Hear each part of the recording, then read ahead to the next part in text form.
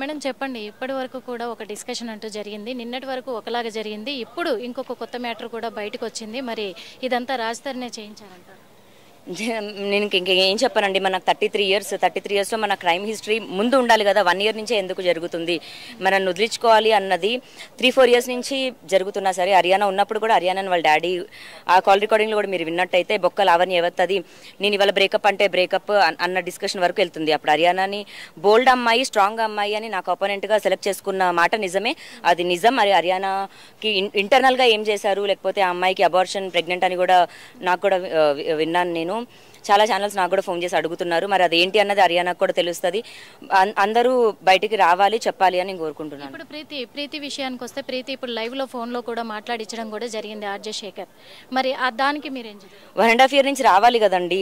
ఇప్పుడే వచ్చి చెప్తున్నారు, ఆధారాలు చూపించకుండా మాట్లాడుతుంటే నేను ఒప్పుకోను. మరి అమ్మాయి పవర్ ప్లే సినిమాలో అమ్మాయి, ఈ అమ్మాయితో ఎందుకు ఉన్నారు? ఇదేమన్నా షూటింగ్ పిక్చరా లేకపోతే ఏంటి? అలా చాలామంది అఫైర్స్ ఉన్నా సరే నేను ఏమీ బయట పెట్టలేదు. నన్ను వదిలించుకోవాలని ప్లాన్ చేశారు. నన్ను ఎంత టార్చర్ పెట్టి నేను పోవాలి అనుకున్నారంటే నా అంతటా నేను వెళ్ళిపోవాలి అని ప్లాన్ చేశారు. నేను ఎక్కడికి వెళ్ళకపోవడంతో ఇంకా నన్ను ఎలా వదిలించుకోవాలి అన్న దాంట్లో మరి అది రాస్తారని ప్లానా లేకపోతే ఇంకెవరిదో వాళ్ళ ఫాదర్దో, నాకు పేర్లు కూడా నేను చెప్పదలుచుకోలేదు. ఎవ్రీథింగ్ ఈజ్ ప్లాన్డ్, ప్లాన్ ప్రకారమే వెళ్తున్నారు.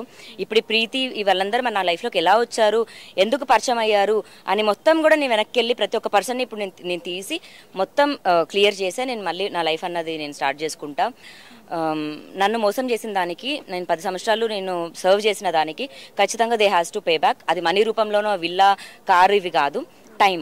నేను నా కెరియర్ సాక్రిఫైస్ చేశాను, నా మనిషి అనుకొని నేను చేశాను, నా సంసారం అనుకొని నేనున్నా. అది అసలు లేనే లేదు, అంత అబద్ధం చెప్తున్నాను అని అంటే మరి మన చట్ట ప్రకారం ఏముందో అది జరగాలి. రాస్తారుకి ఈలోపు బెయిల్ వచ్చిందంటే ఓకే, బెయిల్ రాదు అంటే అతను జైలుకి వెళ్ళాలి, జైలుకి వెళ్తేనే మనిషి మారుతాడు అని నేను. అంటే ఇప్పుడు మీరు కేసు పెట్టినప్పటి నుంచి కూడా ఇప్పటి వరకు సైలెంట్గా అదొక రకంగా సాగుతూ వచ్చింది. కానీ ఇప్పుడు ఒక 2 days నుంచి కూడా ఇది ఒక హైప్లోకి వెళ్ళిపోయింది. అంటే మీ వెనకాల ఎవరైనా ఉండి మిమ్మల్ని ఎంకరేజ్ చేస్తారు అనుకోవచ్చు? వెనకాల నాకు ఎవరున్నారండి?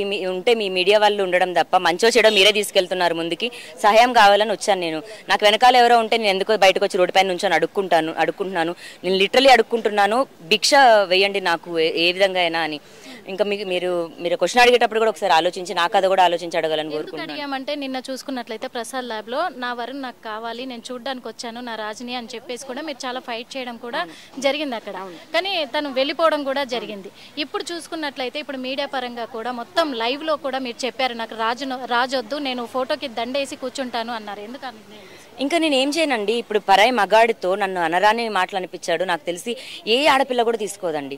ఇవాళ ఇంకొక అలిగేషన్ అని తీసుకొచ్చి ఇప్పుడు మాట్లాడిన ఒక కాల్ రికార్డింగ్దే తీసుకొచ్చి వినిపిస్తే, నేను నా దగ్గర అదే ప్రీతి మరి నన్ను మాట్లాడి 2 days ago మరి నాతో మాట్లాడిన రికార్డింగ్స్ నా దగ్గర కూడా ఉన్నాయి. మరి అప్పుడు ఏం చేస్తాము? ఒక రికార్డింగ్ తీసుకొచ్చేసి మాట్లాడి వినిపించేస్తే అదంటే మరి రాస్తారని ఫాదర్ రికార్డింగ్ నేను కూడా వినిపించాను కదండి. మరి అలా అంటే మరి అటెళ్ళి క్వశ్చన్ అడుగుతున్నారా మీరు? నేను రగ్గు పెడ్లింగ్ చేశాను, పెడ్లర్ అని అంటున్నారు. నేను అమ్మింది చూపించాను. జైలుకి కూడా వెళ్ళొచ్చారు కదా? అవును. జైలుకి వెళ్ళింది శిక్ష వేసి కాదండి, ఆరోపణ వేసి. అది ట్రయల్ అంటారా లేకపోతే దాన్ని ఏమంటారు? ఏంటి డ్రగ్స్ నిర్ధారణలో పాజిటివ్ రాకుండా మిమ్మల్ని 45 అవునవును, మీరు అడగండి. మీరు పోలీసులను అడగండి ఆ క్వశ్చన్.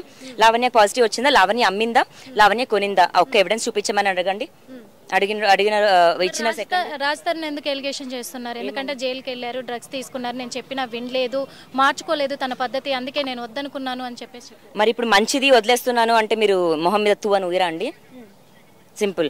ఇప్పుడు నా పైన పడ్డ అలిగేషన్స్ నాకు తీర్పు ఇవ్వాల్సింది కోర్టు ఖచ్చితంగా ఇస్తుంది. నేను అమ్మలేదు, నాకు దాంట్లో సంబంధం లేదని.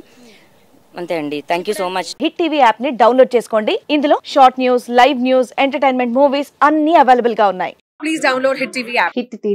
హిట్ టీవీ యాప్ ని ఫ్రీగా డౌన్లోడ్ చేసుకోండి.